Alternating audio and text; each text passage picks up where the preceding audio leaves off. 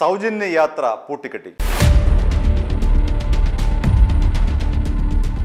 UDF സർക്കാരിന്റെ ഏറ്റവും glamour വാഗ്ദാനങ്ങളൊന്നായിരുന്നു Indira guarantee പ്രകാരമുള്ള സ്ത്രീകൾക്കുള്ള KSRTC ബസ്സിലെ സൗജന്യ യാത്ര. KSRTCയിലെ ഏത് ബസ്സിലും എത്ര നേരം വേണമെങ്കിലും എത്ര തവണ വേണമെങ്കിലും സ്ത്രീകൾക്ക് കേരളത്തിൽ അങ്ങോളം ഇങ്ങോളം യാത്ര ചെയ്യാം എന്നുള്ള വാഗ്ദാനം. അപ്പോഴും അവിടെ ഒരു സംശയം ബാക്കി നിൽക്കുന്നു. കേരളത്തിന് പുറത്തേക്ക് ഈ പറയുന്ന KSRTC ബസ്സിൽ പോകാമോ എന്നൊക്കെയുള്ള സംശയങ്ങൾ അവശേഷിപ്പിച്ചുകൊണ്ടാണ് UDFന്റെ ഈ പ്രകടന പത്രിക പുറത്തിറങ്ങിയത് തന്നെ. അങ്ങനെ ആ പ്രകടന പത്രിക പുറത്തിറക്കിയപ്പോൾ തന്നെ ഈ പദ്ധതിയെ അനുകൂലിച്ചും എതിർത്തും നിരവധി പേർ രംഗത്ത് വന്നിരുന്നു. എങ്ങനെയാണ് KSRTC ഇത്രയും വലിയ ഒരു സാമ്പത്തിക ബാധ്യത ഏറ്റെടുക്കുക? നിലവിൽ KSRTC വലിയ നഷ്ടത്തിലേക്ക് കൂപ്പുകുത്തുന്ന അവസ്ഥയിലാണ്. എത്രയോ വർഷങ്ങളായി KSRTC നഷ്ടത്തിൽ പ്രവർത്തിക്കുന്ന ഒരു സ്ഥാപനമാണ്. അവിടെ സ്ത്രീകളുടെ ഒരു സൗജന്യ യാത്ര കൂടി കൊണ്ടുവരുമ്പോഴേക്കും KSRTCയുടെ നഷ്ടം ഇരട്ടിയാകുമെന്നും അതുകൊണ്ട് KSRTCയെ തകർക്കുന്ന പദ്ധതി ഒരു കാരണവശാലും നടപ്പിലാക്കാൻ പാടില്ല എന്നും ഈ പദ്ധതിയെ വിമർശിച്ചവർ തുടക്കം മുതലേ പറയുന്നുണ്ട്. ഇപ്പോഴിതാ ഈ പദ്ധതിക്കെതിരായി ഹൈക്കോടതിയിൽ ഒരു ഹർജി സമർപ്പിച്ചിരിക്കുകയാണ്. ഹർജി സമർപ്പിച്ചിരിക്കുന്നത് എറണാകുളം സ്വദേശി മുഹമ്മദ് ഫിർദൌസ് ആണ്. അഡ്വക്കേറ്റ് ഷമീം അഹമ്മദ് മുഖേനയാണ് മുഹമ്മദ് ഫിർദൌസ് VD സതീശൻ സർക്കാരിൻ്റെ സ്വപ്ന പദ്ധതികളിൽ ഒന്നായിട്ടുള്ള അല്ലെങ്കിൽ സ്വപ്ന വാഗ്ദാനങ്ങളിൽ ഒന്നായിട്ടുള്ള ഈ KSRTCയിലെ സ്ത്രീകളുടെ സൗജന്യ യാത്രയെ എതിർത്തുകൊണ്ട് നിയമപരമായി അതിനെ തടയിടാൻ വേണ്ടി ഒരു ഹർജി ഹൈക്കോടതിയുടെ മുൻപാകെ എത്തിയിരിക്കുന്നത്.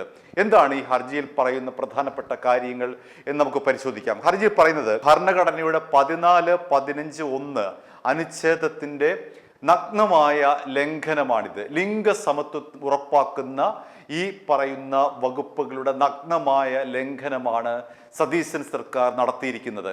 ഇങ്ങനെയൊരു നഗ്നമായിട്ടുള്ള ലംഘനം അല്ലെങ്കിൽ നിയമലംഘനം ഭരണഘടനയ്ക്ക് തന്നെ വിരുദ്ധമായിട്ടുള്ള നടപടിയാണ്.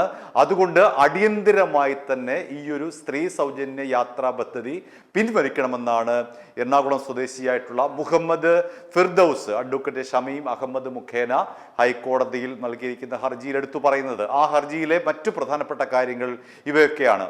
ഒന്ന്, വരുമാന പരിധി ഇതിലില്ല. എല്ലാ സ്ത്രീകൾക്കും ഇതിൽ യാത്ര ചെയ്യാം. അതുകൊണ്ട് ഉയർന്ന വരുമാന പരിധിയുള്ള ഒരു സ്ത്രീക്കും ഏറ്റവും താഴ്ന്ന വരുമാന പരിധിയുള്ള ഒരു സ്ത്രീക്കും ഇതിൽ യാത്ര ചെയ്യാം. അവിടെ തന്നെ സാമ്പത്തികമായ ഒരു അസമത്വം നിലനിൽക്കുന്നു. അവിടെ സാമ്പത്തികമായിട്ടുള്ള കൃത്യമായ അസമത്വം ഈ ഒരു നടപടിയിലുണ്ട്. 2, താമസ യോഗ്യത. ഒരു സ്ത്രീ താമസിക്കുന്ന ആ സ്ഥലത്തു കൂടിയാണോ ബസ് പോകുന്നത് എന്നതിനെ കുറിച്ച് വ്യക്തതയില്ല. അതുകൊണ്ട് ഈ താമസ യോഗ്യത ഒരു പ്രശ്നമായി വരുന്നുണ്ട്.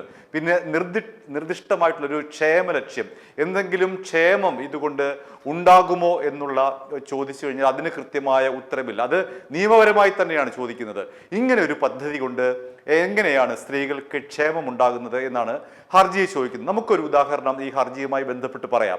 അതായത് ഒരു ക്ഷേമ പദ്ധതി നടപ്പിലാക്കുമ്പോൾ ആ ക്ഷേമ പദ്ധതിയുടെ ഗുണഭോക്താക്കൾ എല്ലാവരുമായിരിക്കും. ഇപ്പോൾ സ്ത്രീകളെ ലക്ഷ്യമിട്ടുകൊണ്ട് നടത്തുന്ന ഈ ഒരു സൗജന്യ പദ്ധതി, പ്രിയദർശിനി സൗജന്യ യാത്രാ പദ്ധതി, ഈ പദ്ധതിയുടെ ഗുണഭോക്താക്കൾ കേരളത്തിൽ അങ്ങോളം ഇങ്ങോളമുള്ള സ്ത്രീകളായിരിക്കണം.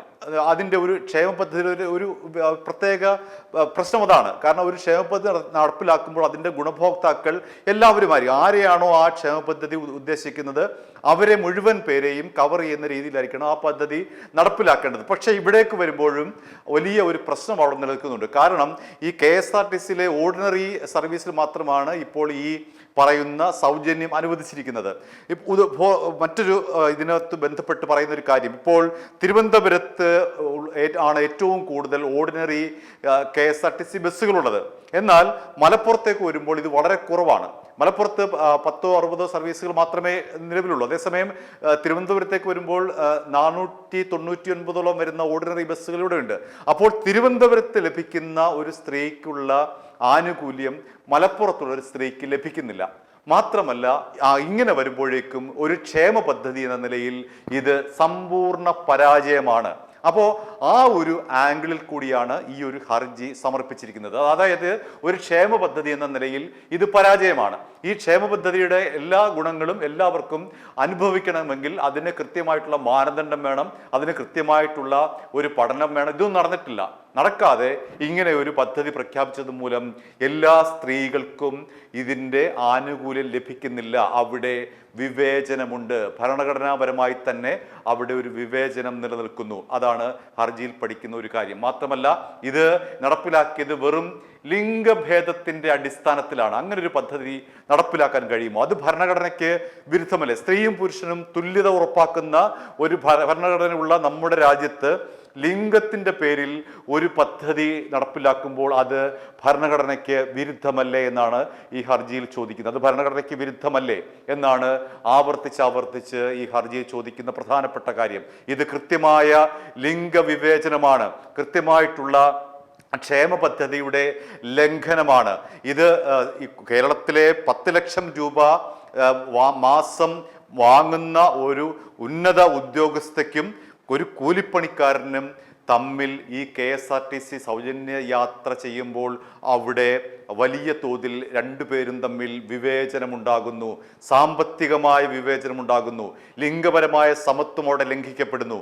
10 ലക്ഷം രൂപ മാസ വരുമാനമുള്ള ഒരു സ്ത്രീ സൗജന്യമായി യാത്ര ചെയ്യുമ്പോൾ 100-800 രൂപ ലഭിക്കുന്ന ഒരു കൂലിപ്പണിക്കാരൻ പണം കൊടുത്ത് യാത്ര ചെയ്യേണ്ടി വരുന്നു. അങ്ങനെ പരസ്യമായിട്ടുള്ള നിയമലംഘനം ഈ ഒരു യാത്രയിലുണ്ട് എന്ന് ഹർജിയിൽ ചൂണ്ടിക്കാണിക്കുന്നു. അതേപോലെ തന്നെ ഭരണഘടനയുടെ 15(3) പ്രകാരവും ഇത്തരമൊരു പദ്ധതി ഭരണഘടനാ വിരുദ്ധമാണ്. അതുകൊണ്ട് എത്രയും പെട്ടെന്ന് ഈ ഒരു സൗജന്യ യാത്രാ പദ്ധതി റദ്ദാക്കണം. മാത്രമല്ല ഏതെങ്കിലും തരത്തിലുള്ള ഒരു പഠന റിപ്പോർട്ടിൻ്റെ അടിസ്ഥാനത്തിലാണോ അല്ലെങ്കിൽ KSRTCക്ക് എന്തെല്ലാം ആഘാതം ഉണ്ടാക്കുന്നു എന്നുള്ള ഒരു പഠന റിപ്പോർട്ടിൻ്റെ അടിസ്ഥാനത്തിലാണോ, സമൂഹത്തിൽ ഇത് എന്തെല്ലാം ആഘാതം ഉണ്ടാക്കുന്നു എന്നുള്ള പഠന റിപ്പോർട്ടിൻ്റെ അടിസ്ഥാനത്തിലാണോ ഈ പദ്ധതി നടപ്പിലാക്കിയിരിക്കുന്നത് എന്നുള്ള ചോദ്യവും ഈ ഹർജിയിൽ ഉന്നയിക്കുന്നുണ്ട്. അതായത് യാതൊരു പഠനവും നടത്താതെ വെറും ഒരു വാഗ്ദാനത്തെ സർക്കാർ ഉത്തരവായി പുറത്തിറക്കിക്കൊണ്ട് നടത്തുന്ന ഈ പരിപാടി ഭരണഘടനാ വിരുദ്ധമാണ്. അതുകൊണ്ട് എത്രയും പെട്ടെന്ന് ഈ സ്ത്രീകൾക്കുള്ള ഈ സൗജന്യ യാത്രാ പരിപാടി അവസാനിപ്പിക്കണമെന്നാണ് ഹൈക്കോടതിയുടെ മുൻപാകെ വന്നിട്ടുള്ള ഈ ഹർജിയുടെ സാരം. i2i News, an eye for truth. i2i News subscribe ചെയ്തിട്ടില്ലാത്തവർ ഇപ്പോൾ തന്നെ സബ്സ്ക്രൈബ് ചെയ്യുക. നോട്ടിഫിക്കേഷൻ ലഭിക്കുവാൻ ബെൽ ബട്ടണും അമർത്തുക.